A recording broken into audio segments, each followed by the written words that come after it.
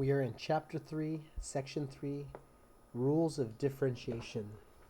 So you're going to find out some shortcuts to finding derivatives. And so here is our first one. Now this is a constant, f of x equals c. It's a horizontal line. So that means that the derivative, which is the slope of the tangent line, any point you pick, the slope of the tangent line will be 0. So therefore, our first theorem is if you have a constant function, f of x equals c, the derivative will always be 0. So this might be confusing to you the way it's written. That's assuming f of x equals c. Therefore, the derivative of that function is 0. C is any constant number. Alright, so that's the first rule. These are pretty easy. The power rule. So it's very important that you don't apply this to situations where it's not true. So be careful with the power rule. So look here, your variable is x. So you have x raised to the power n. So it only works if you have the variable x raised to an integer n. And here's the derivative. You move the n to the front, so you get an n there. And you subtract 1 from that power, so you get n minus 1 there. So x to any power, that's the derivative. I'm going to run through some examples. Here, the power is n. So the rule is you move that power in front, so that becomes a 9, and then that exponent decreases by 1, so you do a 9 minus 1, or your answer is 9x to the 8th. That is much easier than what we did. Let me write this original function. Using the definition derivative. In fact, if you use the definition derivative and try to do that, you would hate me forever because you'd have to raise things. Yeah, it gets ugly. Okay, this one's kind of weird. Even though you don't see an exponent there, there is an exponent. This function is f of x equals x to the first power. It is there, you just don't see it. So we use the same rule. We take the derivative, we take the exponent and move it to the front. So in front there's going to be a 1, and you subtract 1 from the exponent. So you'll get 1x to the 0 power, and you should know anything to the 0 power is 1, so the answer to that will be 1. And this last one, here's what a lot of people do. Oh, I bring the 8 to the front and decrease the 8 by 1.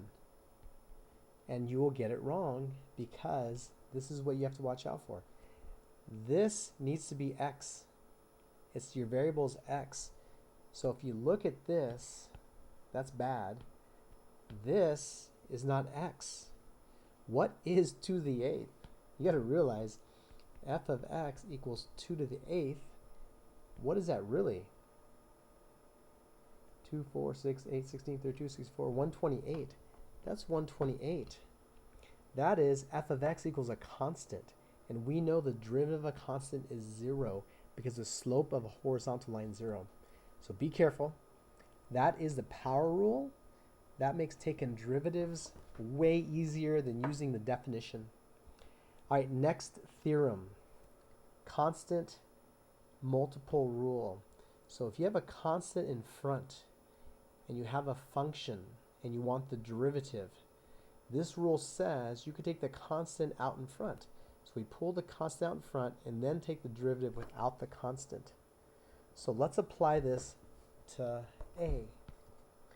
You got to be careful here. So the power rule will work on x to the 11th. That negative 7/8 ruins the power rule because our power rule only works when we have x to a power, right? So you got to be careful when you apply your power rule. It doesn't work with the 7/8, but we have the constant multiple rule. We're told we can pull that out in front. So what happens, we get negative 7/8, then we take the derivative of x to the 11th.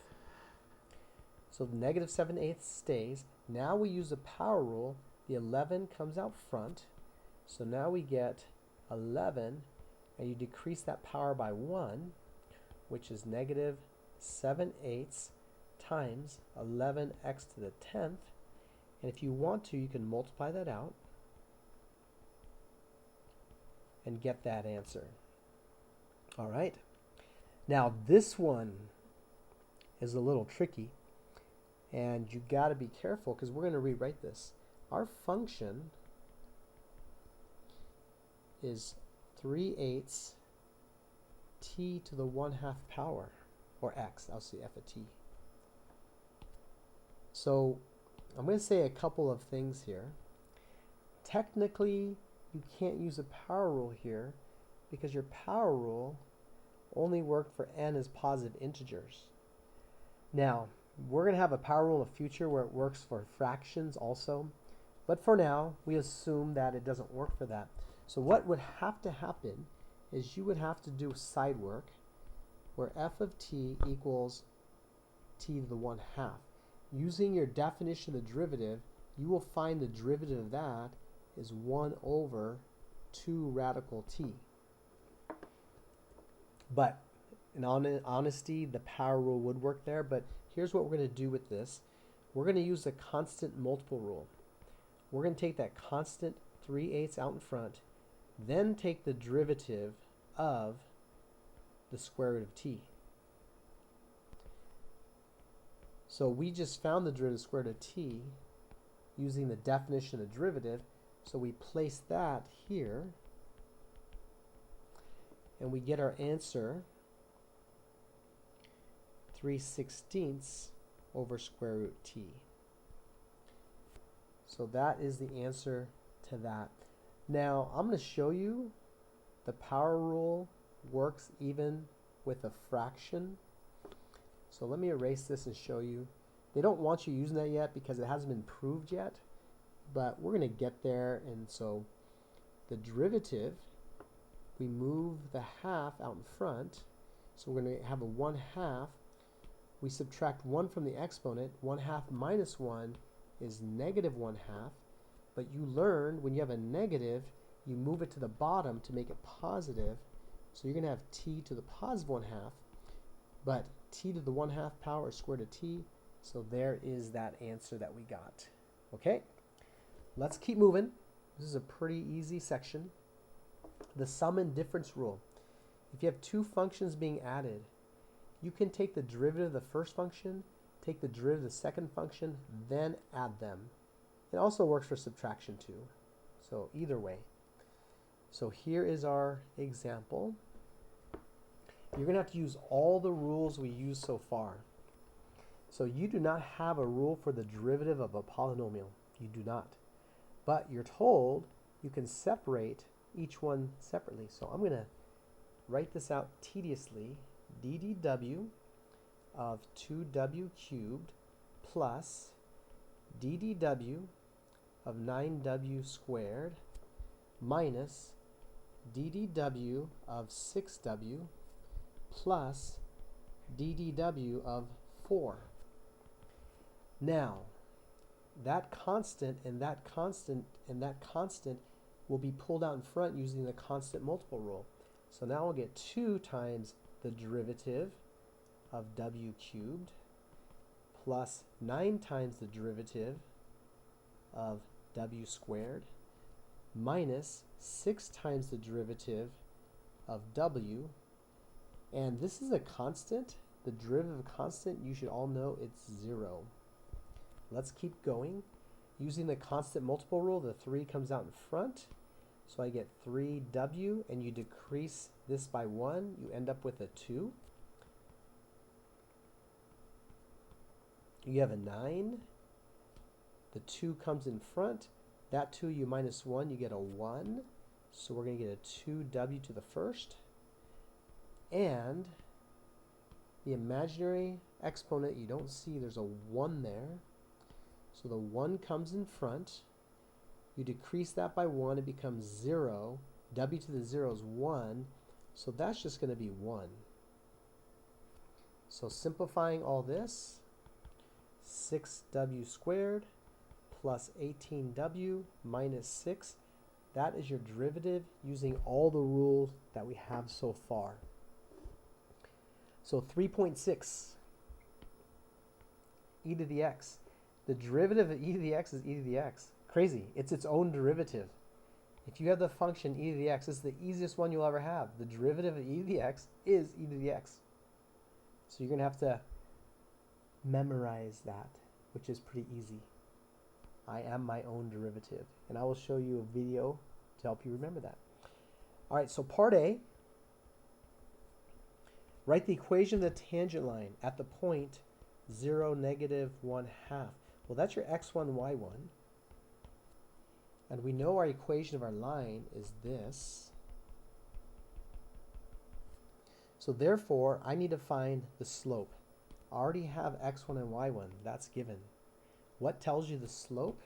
And everyone in unison says the derivative. So what is the derivative of f?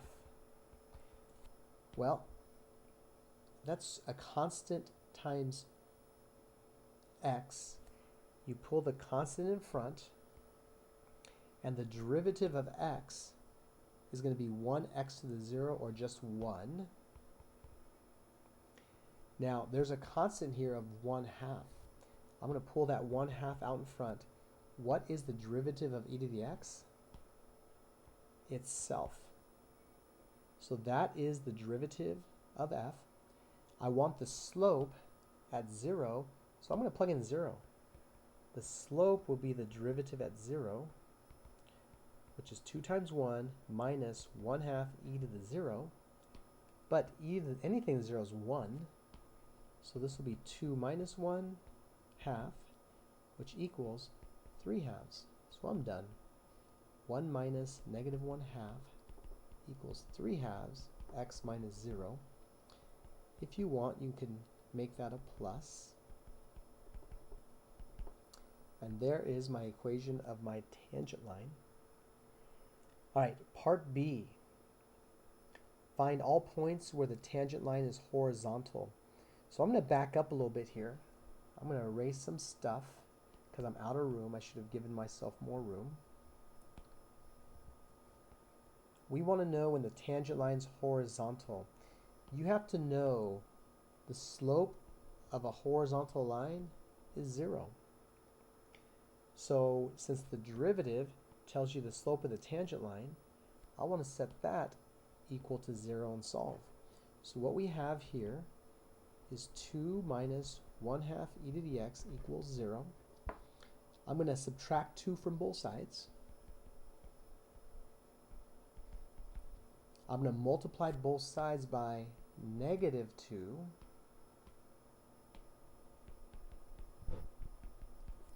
So we are going to end up with e to the x is 4.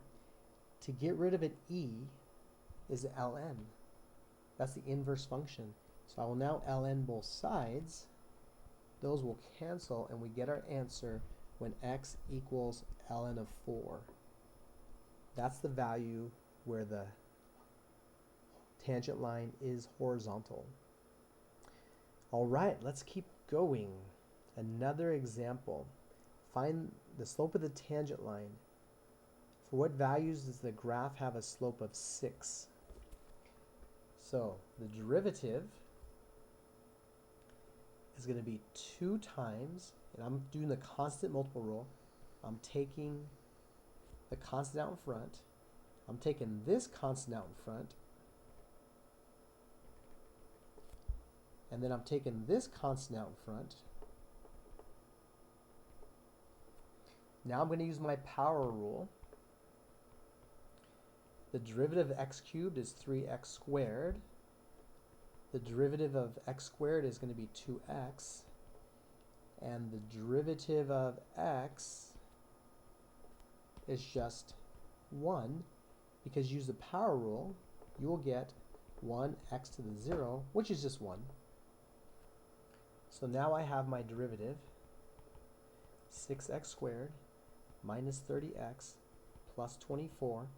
Now they want to know when the slope is 6. The derivative is the slope of the tangent line. So I set that equal to 6. I will subtract that 6 from both sides, and I end up with this plus 18. Now to know when that equals 0, I need to factor that. But actually, let me take the 6 out first. That'll make life so much easier. Oh no. Is this really happening? Am I going to have to use a quadratic formula? Let me double check something. Sorry, guys. I'm going to have to look at something real quickly here. I don't want to use a quadratic formula. I'm hoping I made a mistake somewhere and I can double check. Let me double check. 6x squared minus 30x plus 24, 18. 6 times 5 is 30. 6 times 3 is 18. I think this is going to require the quadratic formula, which is ugly. Let me double check really quickly here. Sorry. Yep, I apologize.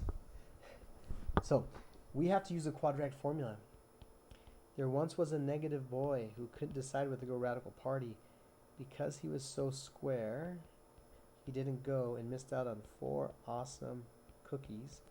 The party was all over at 2 a.m. So 25 minus 12 is 13. There are your values. Kind of ugly, but that's it. You can get a decimal approximation for those.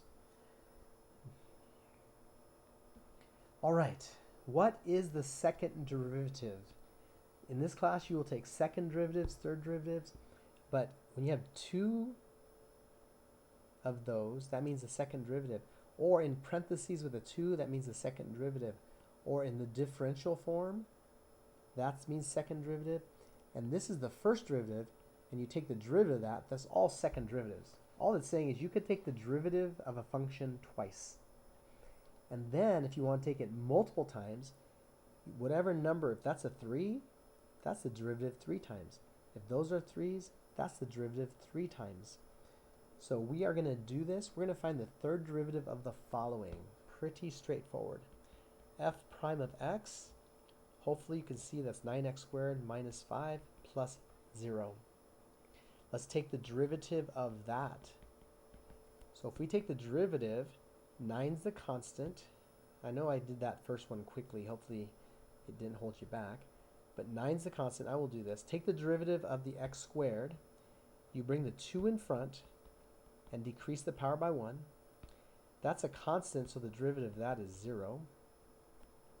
So this is 18x. And then the third derivative, or I could write it as that, will be the derivative of that. So it's 18 is the answer. All right, let's do to this one. Y prime, the derivative of 3t, our variables t, so that's going to be 3 plus 2, and the derivative e to the t is itself. Let's take the derivative again. The derivative of a constant is 0, so that's going to be 0. 2 times the derivative of e to the t is just e to the t. And then the third derivative is just 2 e to the t again.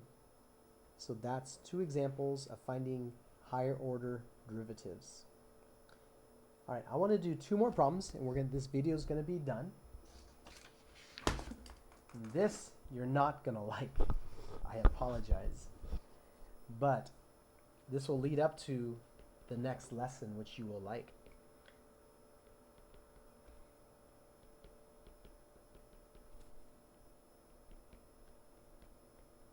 We want the derivative of this function.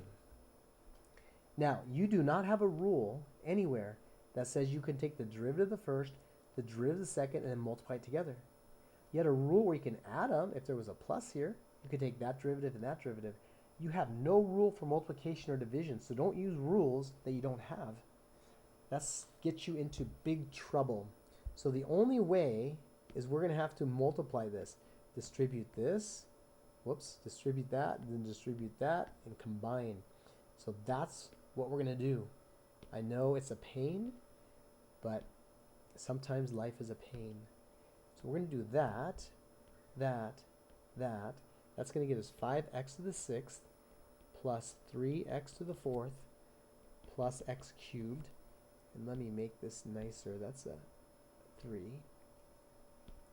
Then we're going to distribute the 3 there, there, and there. Sorry, it's kind of ugly. And that's going to be plus 15x cubed plus 9x plus 3. I'm going to combine like terms. 5x to the 6th plus 3x to the 4th. Those are the same, so 16x cubed. And then we have a 9x, then a 3. Now we can take the derivative using the rules that we know. So this one will be 30x to the 5th plus 12x to the 4th plus 16x squared. No, sorry. 48x squared plus 9. That is your derivative. You do not have a rule that says if you're multiplying two things, you take the derivative individually and multiply it. That does not work. You're going to have to actually multiply this out. So what I did, the 5's a constant, you copy that down. The derivative of this, you move the 6, it's 6x to the 5th. But if you combine the 5 and the 6, you get 30.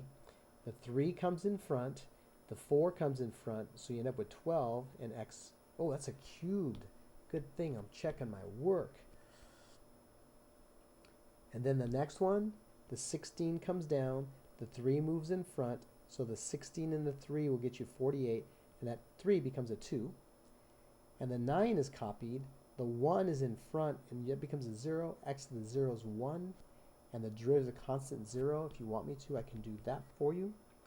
There is the derivative of a product. You have to multiply it out. And the last example I'm going to do for you is the derivative of a quotient.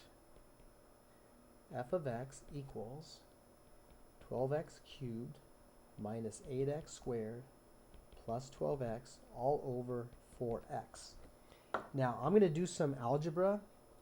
Technically, you can divide these each separately, but some of you do that when you're not supposed to. Like you'll have this will be on top and this will be on the bottom, and then you divide all three. Let me show you why you can and cannot do this. This technically is 1 over 4x times 12x cubed minus 8x squared plus 12x. Now I can distribute that. That's really what's going on.